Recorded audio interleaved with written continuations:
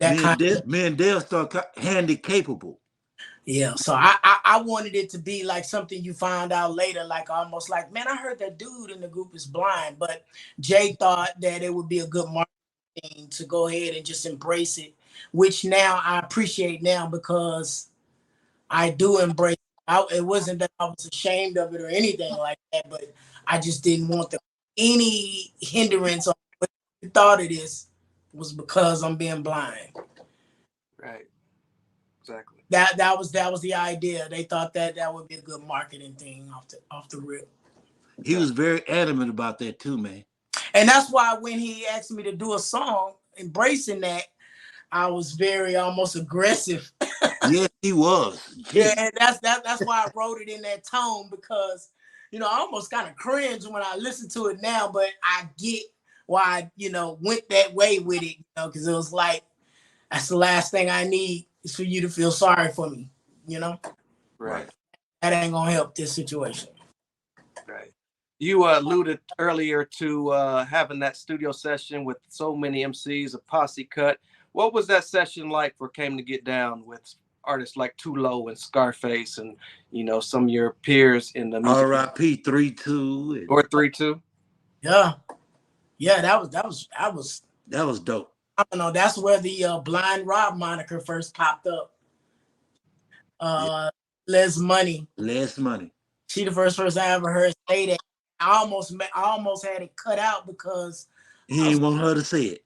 Yeah, she could have called me Rob Quest. She literally named. I'm on the beat with Blind Rob, guaranteed to make you nod. Something. It was something to that effect, though. Yeah, something to that effect. I was like, man, we about to cut that. They like, we calling me blind. And which is crazy because no one knows me by Rob Quest. My name has been Rob Quest for years. And every time I step into scenes or situations, and I'd be like, yeah, Rob Quest. They'd be like, who? Oh, you talking about Blind Rob? So now, Rob, proof of your evidence of embracing it. What's your Instagram handle now? It's Blind Rob. Hey, and look, to show you he's still not all the way accepting it, he do not spell blind like BLIND. No. How you spell it, Rob? It's BLYNE. You need it. I love it. I love my brother. Hey, Rob, keep talking, man. Y'all excuse me, man. I got the old man bladder. Let me run through. No doubt. All right. So, Rob, from beginning to end, how long would you say it took for that album to come all together?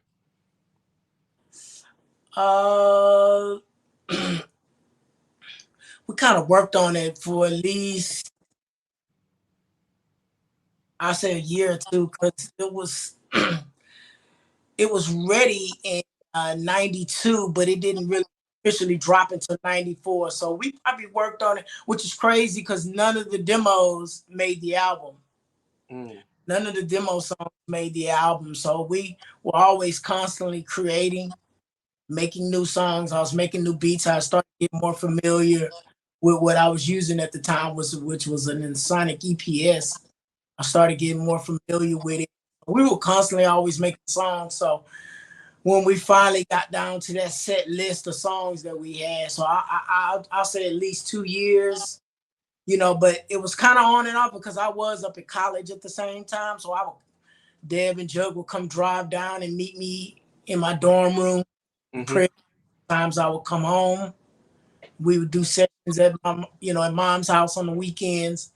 So it was kind of like a bunch of back and forth stuff like that at the time. So that's probably why it took a little long. And then we kind of deliberated like almost a year going back and forth with the contracts before we actually signed, So, we had one of the better contracts at the time too. It wasn't a typical deal. We had a lot of change, he allowed that. So that was really dope. Right. What was that contract consisting of? Was it multiple albums or was it just a one album deal? Well, it was just optional. He allowed us to kind of, we had a great rapport with Mr. at the time, Mr. Smith, but Prince. We had a great rapport with him. So, it was always love. We always were able to call him and And so, yeah, it was for multiple albums, but we tried to come with another album, but just the motivation. We had things going on at the time, and we all decided, well, it'd be best, let Dev do albums. But through all those albums, we were still there. It was still like Yeah, me and Rob took more of the background scene as the group. Yeah. Still was there. Rob went more into the production. That's why you still hear us on, let's say, just a guess, because I done lost count. Let's say Devin got 18 solo albums by now, maybe 12, if I may exaggerate. Me and Rob is featured on at least 2 songs on 12 of the 18, maybe 13 of the 18. So we played more of a behind the scenes role when it came to the art part. On production on all of Dev's albums. Yeah. And Rob in 90% of the production throughout the process of Devin's whole career. Yeah, we've always been together as a group since the inception. Yeah. True brotherhood. Yeah. Yeah. When that album dropped, the winter of '94, what do you remember about the reaction from the consumers, your peers, the industry in general? It was interesting because I know when we did our first tour, we did a mid tour. We did like 12 or 15 cities. Yeah. And I couldn't believe that I was signing autographs. That blew my mind. I was like, I ain't nobody. Like, why they want my autograph? Yep. And I remember we had the conversation like, man, listen, you're doing something, you're in a place, it was mind blowing. I couldn't even wrap my head around it. It was like it was just crazy.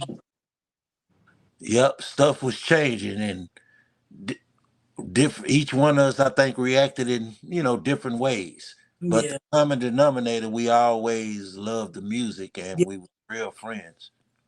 Yeah, I had to get used to that. I remember Rob said, "Autograph? Why you want my autograph?" I remember he literally asked somebody that. Yeah, like y'all, I ain't nobody. Like they like, man, you. He was so humble, but so raw and humble, boy. It's a trip just to look back. It's like y'all got an album out. Y'all inspiring. You know what I mean? And then Rob like, I ain't nobody, man. Shit. But I had to look at it like that. That was inspiring. Look at us. We here in tour buses.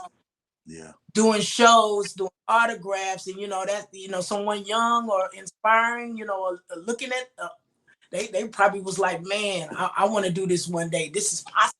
So I had to learn to embrace and look at that differently instead of like I ain't nobody.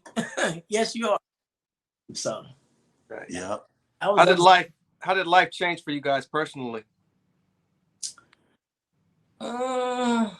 Interesting. How did it change personally? Probably got a little more attention than we wouldn't use. Yeah, for sure. Yeah. Growing real quick, man. I thank God for Dev and Jug, man. They were like my brothers. So, of course, relationship wise with women and, that all that escalated heavy. We all taught each other a lot of shit. Rob taught me patience. I used to be a hothead son of a gun. Rob was like, boy, I ain't saying what you're saying wrong. You just need to say it different. But them words stick with me to this day. And I'm still trying to practice that. I was a boisterous guy. I'm like physical aggression. Like real quick, and Rob and Devin don't pretty much like me to say this, but I'm gonna go ahead and say it. The Art Squad, 3 members. I like to think of them like this. Devin is the heart and the arteries that pump the blood through the body. Rob is the brain. I'm the physical. And that's pretty much like how we kind of, I don't know. That's natural. We didn't ask for it to be like that, but that's what it is. So those balance each other out. I think. Yeah, yeah. You always said me and Dev was too laid back, and I ain't gonna lie, I I was the appreciate niggas. Hey man, shut. Hey, yay. that. And Dev do too. Yeah, every once in Yeah, a while. Dev. Oh, well, now Dev do because Dev done took on more things. But in the beginning, though, Rob and Devin was the coolest guys in the world to me. Well, you Too just cool. checked bullshit immediately. Oh, if you thought it was And then I anybody, used to get myself in all kind of shit. I had to figure myself out too. So it was all this is learning, man. All of it was learning, and it's beautiful. I wouldn't trade it for the world. that's